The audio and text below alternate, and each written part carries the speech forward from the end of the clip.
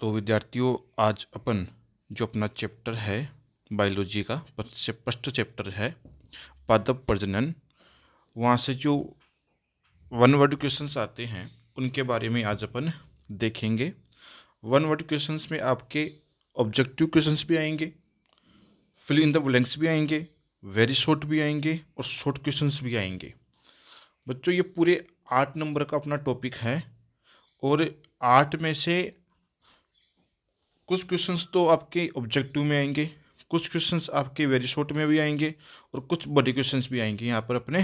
तो आज अपन इस चैप्टर में जो भी क्वेश्चंस बनते हैं उन सबको एक बार अपन देख लेते हैं दोस्तों।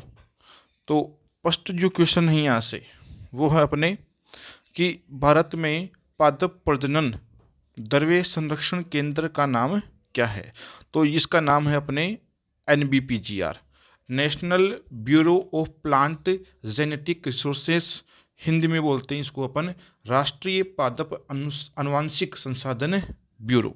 ये क्वेश्चन अपने काफ़ी टाइम आया हुआ है बोर्ड एग्जाम में। दूसरा क्वेश्चन है, जैकिंसन ने 1940 में किस आवर्ती वर्ण के बारे में बताया था। तो दोस्तों, जैकिंसन जो थे उन्होंने सामान्य संयोजन क्षमता के लिए आवर्ती चयन के बारे में बताया था। तीसरा क्वेश्चन है अपने दूरस्थ संकरण का अभिप्राय किससे है। तो दोस्तों, जो संकरण है पहले उसको अपन समझ लेते हैं कि संकरण होता क्या है। तो जो संकरण है, जो अपने पास में संकरण है उसको अपन समझ लेते हैं। तो क्या होता है संकरण। संकरण में दोस्तों अपन दो, सबसे पहले क्या करेंगे, जनक का चयन करेंगे। एक तो करेंगे नर जनक का चयन और एक करेंगे मादा जनक का चयन। इन दोनों जो जनक है, नर जनक और मादा जनक, इन दोनों जनकों का जो जीन प्रारूप है वो अलग अलग होगा। इन दोनों का क्या होगा, जीन प्रारूप अलग अलग होगा। जैसे कि फॉर एग्जांपल ये जो है नर जो है वो लंबाई के लिए कैसा है, कैपिटल टी और कैपिटल टी। मादा जो है वो लंबाई के लिए कैसी है, कैपिटल टी और स्मॉल टी। यानी इसका जो जीन प्रारूप हुआ वो क्या हुआ, कैपिटल टी और कैपिटल टी। इसका जो जीन प्रारूप हुआ वो क्या हुआ, कैपिटल टी और स्मॉल टी। अब क्या करेंगे अपन बेटा, यहाँ से जो नर पुष्प है, जो नर पुष्प है, जो नर जनक है, वहाँ से तो लेते हैं अपन परागकण और ये परागकण ले जाएंगे अपन कहाँ पर, मादा पुष्प के ऊपर। और यहाँ से अपने पास क्या आ जाएगी बेटा, संतति आ जाएगी। जो संतति अपने पास में आई है उस संतति को बोलते हैं संकर, हाइब्रिड। और ये जो प्रोसेस है इसको बोलते हैं संकरण, हाइब्रिडाइजेशन। ये जो संकरण है दो प्रकार का हो सकता है। एक तो हो सकता है बेटा इंटरस्पेसिफिक और एक हो सकता है अपने इंट्रास्पेसिफिक। एक तो हो सकता है अपने इंटर स्पेसिफिक और एक हो सकता है अपने इंट्रा स्पेसिफिक। तो ये दो प्रकार का अपने संकरण हो सकता है। इंटर स्पेसिफिक और इंट्रा स्पेसिफिक क्या होगा, यदि आप एक ही जाति के मध्य संकरण करवाते हो। जैसे कि फॉर एग्जांपल अपने पास में गेहूं की दो किस्में हैं, गेहूं की दो किस्में हैं। फॉर एग्जांपल के लिए गेहूं की किस्म ए और गेहूं की किस्म बी, इन दोनों के मध्य आप क्या करवा रहे हो, संकरण करवा रहे हो। एक ही जाति है, दो अलग अलग किस्में हैं, एक ही जाति के बीच में अगर संकरण हो रहा है तो इसको बोलेंगे अपन इंट्रा स्पेसिफिक संकरण। और अगर आप अलग अलग जाति के मध्य, जैसे कि एक तो आपने करवाया गेहूं के मध्य और एक आपने करवाया राई के मध्य, गेहूं की जाति अलग है और राई की जाति अलग है। यदि आप दो अलग अलग जातियों के मध्य संकरण करवाते हो तो इसको बोलते हैं अपन इंटर स्पेसिफिक संकरण, जिसको आपकी NCERT ने बोल रखा है दूरस्थ संकरण। क्या बोल रखा है, दूरस्थ संकरण। इसलिए आपको याद करना है इसमें कि दूरस्थ जो संकरण है उसमें दो जाति या दो जिनस, अलग अलग जिनस के बीच क्या करवाया जाएगा, संकरण करवाया जाएगा। क्वेश्चन नंबर थर्ड कौन सा है, फोर्थ कौन सा है, ये संकरण की विधि नहीं है। तो शुद्ध वंशक्रम विधि जो है वो संकरण की विधि नहीं है। अगला क्वेश्चन अपने पास में है, उत्परिवर्तन शब्द का प्रयोग सर्वप्रथम किसने किया। तो वो किसने किया? ह्यूगो ड्यूरिच ने किया। और कब किया? 1900 में। ह्यूगो ड्यूरिच जो थे उन्होंने 1900 के अंदर इवनिंग प्रिमरोज पर कार्य किया। ये उनका प्लांट था जिस पर उन्होंने प्रयोग किया, और यहाँ से उन्होंने बताया उत्परिवर्तन के बारे में। उत्परिवर्तन की परिभाषा पूछ सकते हैं अपन से कि उत्परिवर्तन होता क्या है। तो किसी भी जीव के गुणसूत्र में अचानक आने वाले परिवर्तन, और वो परिवर्तन जो क्या हो, अचानक आए और उनकी वंशागति की हो, इस प्रकार के परिवर्तनों को अपन बोलेंगे उत्परिवर्तन। जो कैसे हो बेटा? अचानक आए और उनकी क्या हो? वंशागति की हो। अगला क्वेश्चन अपने पास में है, किसी पादप प्रजाति की आनुवंशिकता में सुधार कर उसे मानव के लिए अधिक उपयोगी बनाना, इसको बोलते हैं पादप प्रजनन। एकल पादप वर्ण की विधि किसने दी है बेटा? निल्सन और एहिल ने। कब दिया था? 1900 में। शुद्ध वंशक्रम का सिद्धांत किसने दिया? जॉनसन ने। आपको याद करना है, जॉनसन ने जो है वो जीन शब्द भी दिया था। जीन शब्द भी किसने दिया था? जोहानसन ने दिया था। और शुद्ध वंशक्रम सिद्धांत में किसने दिया था? जोहानसन ने दिया था। अगले क्वेश्चन पर जाते हैं अपन। नेक्स्ट क्वेश्चन क्या है कि वंशागति के नियमों का प्रतिपादन किसने किया? तो किसने किया था? मेंडल ने किया था। या फिर आपसे ये पूछ सकता है कि पुनः खोज किसने की थी? तो पुनः खोज करने वाले 3 साइंटिस्ट थे, जो खैर आपके नहीं है, वो 12th बायोलॉजी वालों के हैं। अगला है पादप प्रजनन के उद्देश्य लिख लिए। तो इसके बहुत सारे उद्देश्य थे, 12 उद्देश्य अपने पढ़े थे। 12 में से कुछ उद्देश्य आप यहाँ से लिख सकते हो। जैसे पहला कौन सा है? अधिक उपज। दूसरा कौन सा है? उत्पाद के गुणों में सुधार करना। तीसरा कौन सा है? अधिक दक्षता, शीघ्र पकना, समकाल पकना। ये सभी क्या होंगे? इसके उद्देश्य होंगे। अगले क्वेश्चन पर अपन बात करते हैं। अगले क्वेश्चन की बात अपन करते हैं। चलो, क्वेश्चन नंबर 11 है, एक गुणसूत्र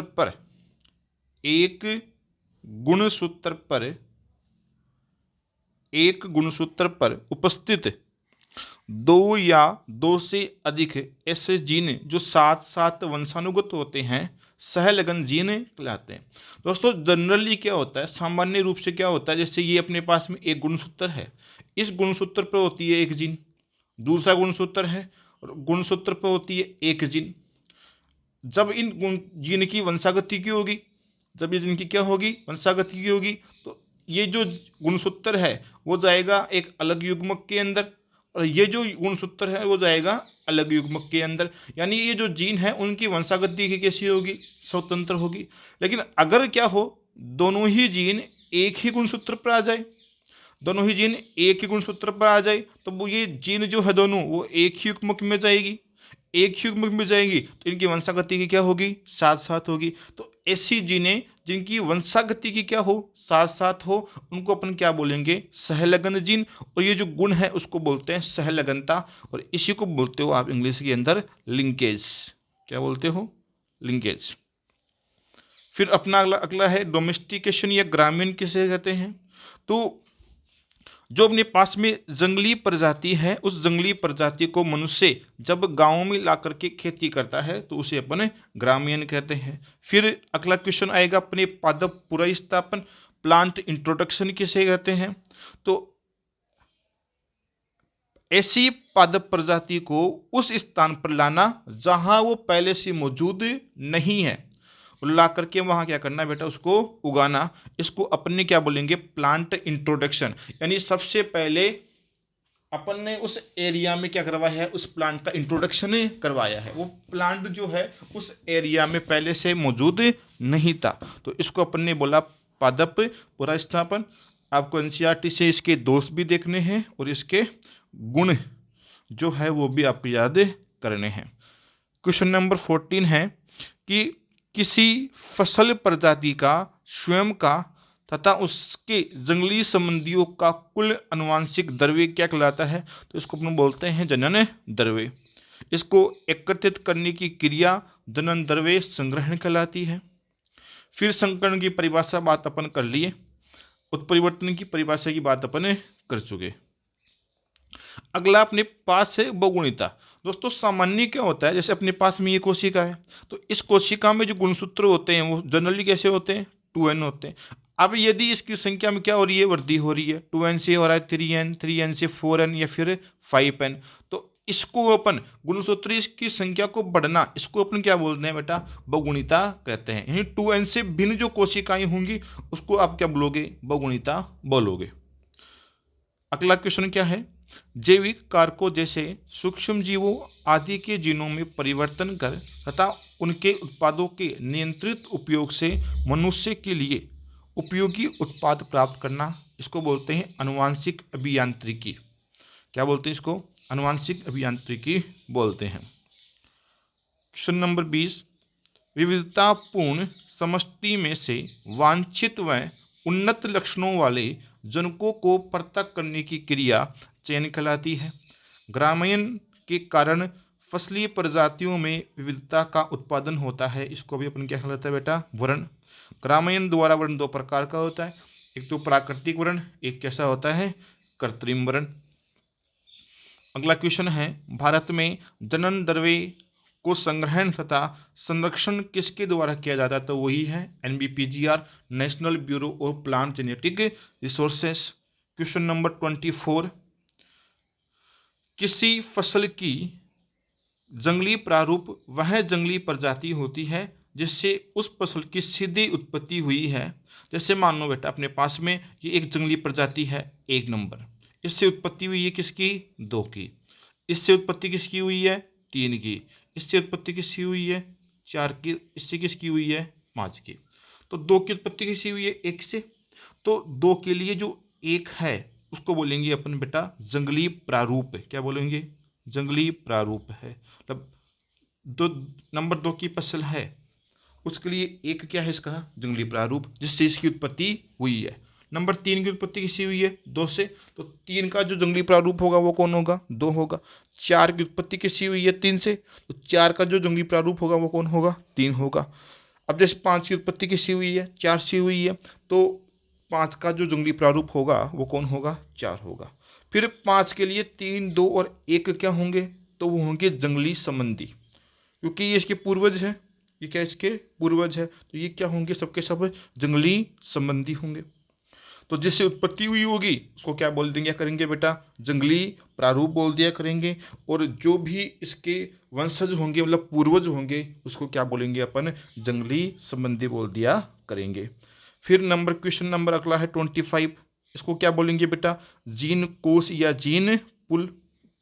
क्या होता है जीन कोश या जीन पुल, वे प्रजातियां जिनमें संकरण हो सकता है, मतलब या तो हो रहा है या भविष्य में उनमें संकरण हो सकता है, उन प्रजातियों में जितना भी कुल जीन है या उसके जो युग्म विकल्पी हैं उनका जो योग होगा उसको अपन क्या बोलेंगे बेटा, जीन पूल। यानी वे प्रजातियां जिसमें या तो अभी क्या हो रहा है संकरण अपन करवा सकते हैं या फिर उनमें भविष्य में संकरण होने की क्या है संभावना है। इन सब में जो भी जीन है, कुल जीन है या फिर इनके जो एलील है, युग्म विकल्पी है, उनका जो सबका योग है उसको अपन क्या बोलेंगे बेटा, जीन पूल या जीन कोश बोल दिया करेंगे। जीन पूल या जो जीन कोश है वो 3 प्रकार का होता है। एक तो होता है प्राथमिक जीन कोश, एक होता है द्वितीयक जीन कोश, एक होता है तृतीयक जीन कोश। प्राथमिक जीन कोश में तो संभावना होती है, संभावना क्या होती है, संकरण होता ही है समष्टि के अंदर। द्वितीयक जीन कोश का प्राथमिक वालों के जो सदस्य हैं उनके साथ में जो संकरण है वो हो सकता है या फिर नहीं भी हो सकता। तृतीयक जीन कोश का प्राथमिक सदस्यों के साथ संकरण बहुत कठिनाई से होता है या फिर नहीं होता है। क्वेश्चन नंबर 27 है, जनन द्रव्य को ऐसे स्थान पर रखना जहां पर उसके नष्ट होने की संभावना कम हो तथा भविष्य में इससे प्राप्त संततियों को सीधे खेती में विमोचित किया जा सके, इसको बोलते हैं जनन द्रव्य संरक्षण। नाम में लिखा हुआ है क्या करना है, जनन द्रव्य का क्या करना है, संरक्षण करना है। जनन द्रव्य को संरक्षण करना है यानी उसको ऐसे ही स्थान पर रखा जाना चाहिए जहां इसके नष्ट होने की संभावना क्या हो, कम हो, और भविष्य में इस जनन द्रव्य को अपन सीधे क्या कर सके बेटा, खेती के रूप में विमोचित कर सके, यानी खेती में यूज अपन ले सके, तो इसको बोलेंगे जनन द्रव्य संरक्षण। अगली परिभाषा है किसकी, अनुकूलन की। क्या होता है अनुकूलन, जो भी पादप प्रजाति को नए वातावरण में अपन लेकर आए हैं, अब उस पादप प्रजाति को नए वातावरण के साथ में अभ्यस्त होने में, उसके अनुसार होने में जो भी टाइम लगेगा, उसके अनुकूल अनुकूल होने में जो भी टाइम लगेगा, उसको अपन क्या बोलेंगे बेटा, अनुकूलन कहते हैं। फिर अर्जन क्या है, एक परिभाषा आएगी किसकी, अर्जन की। क्या होता है अर्जन, वांछित लक्षणों युक्त जनन द्रव्य या किस्मों को प्राप्त करने की जो क्रिया है उसको अपन क्या बोलते हैं, अर्जन बोलते हैं। संगरोध क्या होता है, जैसे बेटा आप ये मानो बाहर से कोई भी आप पादप का कोई भी भाग ले रहा हो, लेकर आ रहे हो, पादप का कोई भी भाग आप लेकर के आ रहे हो, जैसे कि मान लो आप लेकर आ रहे हो कोई बीज, कोई प्लांट लेकर आ रहे हो, तो बेटा जो भी आप पादप का भाग बाहर से लेकर आ रहे हो, तो आपको ये सुनिश्चित करना है कि इस पादप के भाग के साथ में कोई भी पीड़क या कोई भी इंसेक्ट या कोई भी रोग, कोई भी जीवाणु उसके साथ में ना आए। ये सुनिश्चित करने की जो प्रक्रिया है उसको अपन क्या बोलेंगे, संगरोध बोलेंगे। कि जो भी पादप की प्रविष्टि है, जो भी आप लेकर के आए हो बाहर से, वो कैसी हो, कीट और खरपतवार से मुक्त हो। इसको सुनिश्चित करने की प्रक्रिया संगरोध कहलाएगी। फिर पादप पुनर्स्थापन द्वारा नई जो किस्में आई हैं धान की, वो कौन सी है, T1, IR8, IR36, IR28। फिर आनुवांशिक अपर्दन क्या होता है, कोई भी पादप प्रजाति है उसके कृषि प्रारूप में और उसके जंगली प्रारूप में जो भी आनुवांशिक विविधता है उसमें धीरे धीरे क्या आना, कमी आना, इसको क्या बोल दिया करेंगे बेटा, आनुवांशिक अपर्दन बोल दिया करेंगे। उद्गम केंद्र के बारे में सबसे पहले किसने बताया, एक रूस के वैज्ञानिक है, उनका नाम क्या है, वेबिलोव। क्या नाम है बेटा, वेबिलोव ने बताया। ये कौन थे, ये थे अपने अनुवांशिकविद। कौन थे, अनुवांशिकविद। फिर आपको याद करना है कि सोयाबीन, मूली, बैंगन का उद्गम केंद्र कहाँ से होता है, चीन से। दान, अरहर, चना, गन्ना का उद्गम केंद्र कहाँ से होता है, चीन से। गेहूं, अलसी, तिल, गाजर का उद्गम केंद्र मध्य एशिया से। राई, पत्ता गोभी, अनार, बादाम का उद्गम केंद्र एशिया माइनर से। जौ, मटर, प्याज, सेम का उद्गम केंद्र भूमध्य सागर से। मक्का, राजमा, मिर्च, पपीता का उद्गम केंद्र कहाँ से होता है, मेक्सिको से होता है। इसके बाद में आपको देखना है आलू, मूंगफली, तंबाकू, रबर का उद्गम केंद्र कहाँ से होता है, दक्षिण अमेरिका से होता है।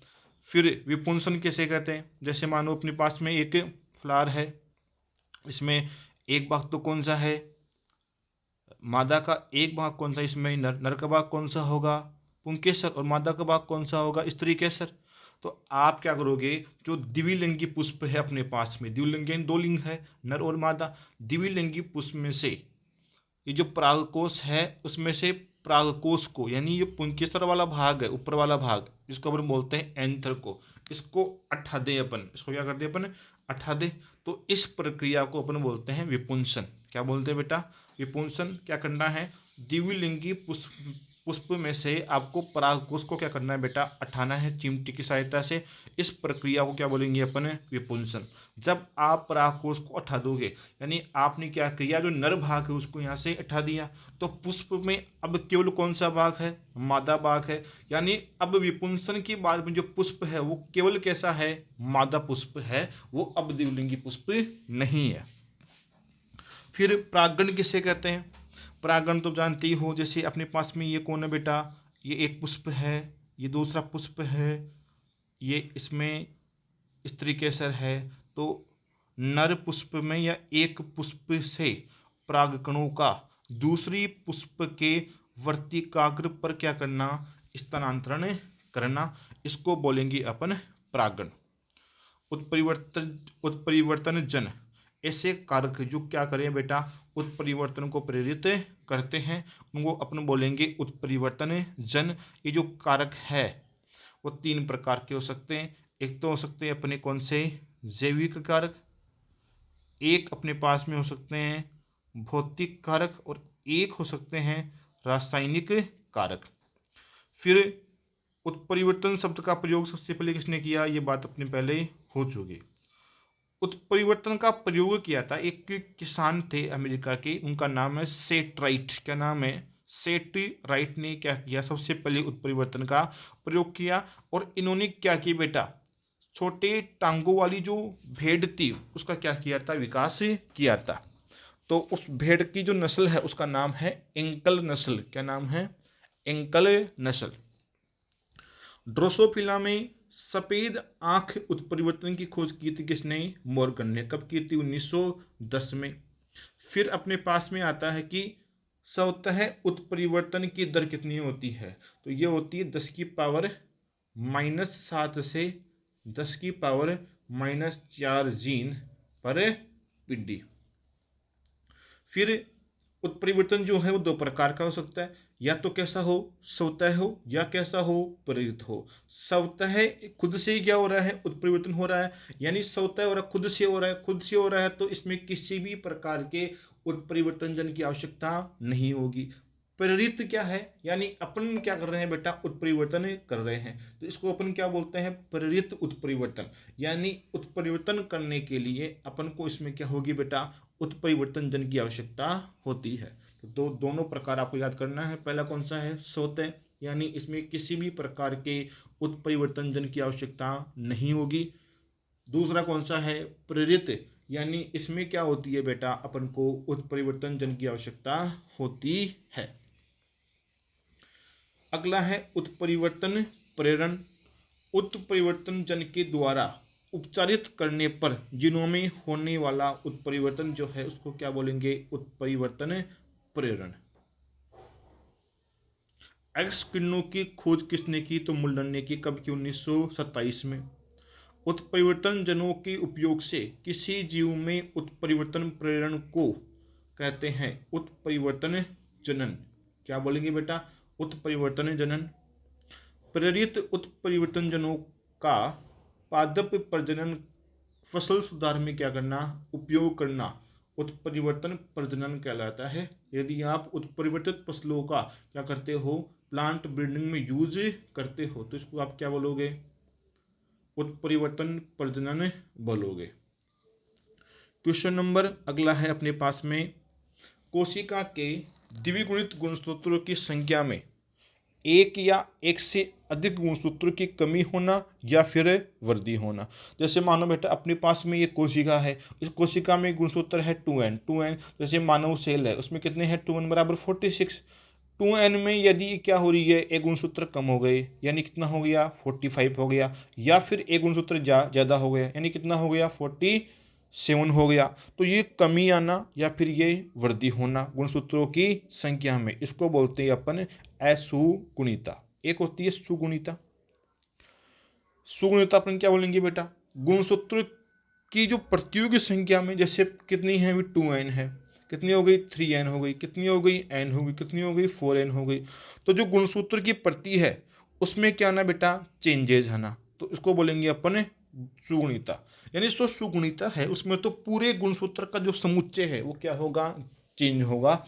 जबकि जो असुगुणिता है उसके अंदर एक गुणसूत्र में कमी भी हो सकती है, या फिर एक गुणसूत्र की या दो गुणसूत्र की वृद्धि हो सकती है, पूरा समुच्चय इसके अंदर चेंज नहीं होगा। गेहूं कैसा पादप है, तो गेहूं कैसा पादप है, परभुगुणित और कैसा है, सटे गुणित। शुद्ध वंश क्रम की परिभाषा पूछ सकता है आपसे, तो किसी स्वपरागृत पादप प्रजाति के पूर्ण समयुग्मजी पौधों की संततियां क्या कहलाती है, शुद्ध वंश क्रम कहलाती है। आवर्ती चयन का विचार सबसे पहले किसने किया था, हेस्वें गार्बन ने 1919 में। इसके बाद में किसने, ईस्ट और जोन्स ने किया था 1920 में। सामान्य संयोजन क्षमता के लिए आवर्ती चयन ने दिया गया किसके द्वारा, जेंकिंसन ने 1940 में। और विशिष्ट संयोजन क्षमता के लिए आवर्ती चयन जो दिया वो किसने दिया बेटा, 1945 में दिया था। किसने दिया था, हल ने दिया था। व्युत्क्रम आवर्ती चयन का सुझाव किसने दिया था, ये तीन वैज्ञानिक है, कौन कौन से बेटा, काम्स्टोक, रॉबिन्सन और हार्वे। 1949 में इन्होंने ये सुझाव दिया था। चलो अगले क्वेश्चन की बात करते हैं अपन। व्युत्क्रम आवर्ती चयन का उद्देश्य सामान्य संयोजन क्षमता एवं विशिष्ट संयोजन क्षमता का एक साथ ही बढ़ना होता है। फिर ये बहुत सारी क्या है बेटा अपने पास में केंद्र। पहला कौन सा है, कपास तकनीकी, अनुसंधान प्रयोगशाला, ये कहाँ पर है? अपने माटुंगा मुंबई। केंद्रीय चावल अनुसंधान संस्थान कटक उड़ीसा। केंद्रीय तंबाकू अनुसंधान संस्थान राजामुद्री आंध्र प्रदेश में है। काजरी, काजरी कहाँ पर है बेटा? अपने जोधपुर में है। पूरा नाम क्या हो जाएगा काजरी का? काजरी का पूरा नाम हो जाएगा अपने central arid zone, central arid zone research institute. कहाँ पर है? अपने पास में जोधपुर में है। एसबीआई जो अपनी पास संस्था है गन्ना प्रजनन संस्थान, ये कहाँ पर है? कोयम्बटूर में है। अगली कौन सी है? जीटीआरएल जूट तकनीकी अनुसंधान संस्थान, ये कहाँ पर है? कोलकाता में है। आईएआरआई भारतीय कृषि अनुसंधान संस्थान नई दिल्ली में है। आईएसआरआई भारतीय गन्ना अनुसंधान संस्थान कहाँ पर है? लखनऊ यूपी में है। आईआईपीआर भारतीय दलहन अनुसंधान संस्थान कहाँ पर है? कानपुर में है। डीएसआर जवाहर अनुसंधान निदेशालय कहाँ पर है? हैदराबाद में है। ये सब के सब जो है वो आपको बेटा याद करने हैं। इसकी पीडीएफ जो है वो आपको मिल जाएगी यहाँ से। फिर जननद्रव्य आनुवांशिकी का साधन किसे कहते हैं? जननद्रव्य को कहते हैं। पुंज विधि का उपयोग किसने किया? नील्सन एहल ने किया। किसी फसल को नए व विभिन्न जलवायु वाले क्षेत्र में उगाने के लिए कौन सी किस्मों का विकास आवश्यक है? तो प्रकाश से असंवेदिता का क्या है बेटा? विकास से आवश्यक है। जिस क्षेत्र को मानव गतिविधियों पर घोषित करके ऐसी व्यवस्था की जाती है जनन द्रव्य को कोई खतरा नहीं हो, उसे सुरक्षित क्षेत्र को कहते हैं जीन सेंचुरी। फिर कुछ संभावित प्रश्न हैं, आने की संभावनाएं हैं, इनको भी आपको बेटा सॉल्व करना है। आज के लिए इतना ही। सभी विद्यार्थियों को मेरी तरफ से all the best. I hope सबका जो 28 फरवरी का पेपर हो वो बहुत ही बढ़िया हो। Thank you.